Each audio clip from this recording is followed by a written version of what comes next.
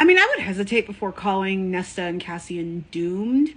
I think again, I really don't think that a marriage counseling arc equals divorce or a doomed relationship, I think, in the way that that was initially taken. And furthermore, I think that all relationships have their flaws and like everybody always has something to work on. And I think it would be good if we had a happily ever after couple that got their happily ever after. We get to see what happens after. Like there are problems and there are there are things that you have to work on in a marriage, in a fated relationship. My fear though is that Sarah thinks that this isn't doomed or flawed or whatever, and this is just normal behavior because she doesn't mind undercutting the Nessian ship in order to make Rhysand always seem good. And at that point, I would get a little upset personally.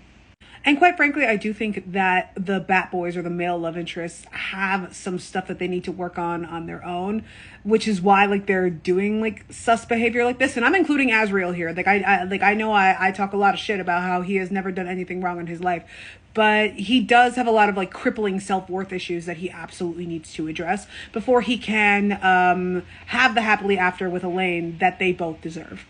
And Nesta and Cassian are the same. I think them being mated and them having their happily ever after, their story's not done. Nesta is absolutely going to be, she's already been set up for a huge journey. Whether she gets a POV again or not, she's still going to have that journey. So it would make sense that we would use her journey to also improve and strengthen her relationship with Cassian.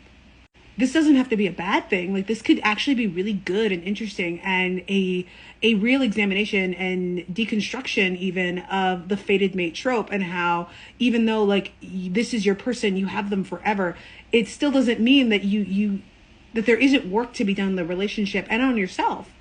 And the interesting thing about this wouldn't be seeing the relationships of these three women fall apart. It would be watching them grow and change both individually and together.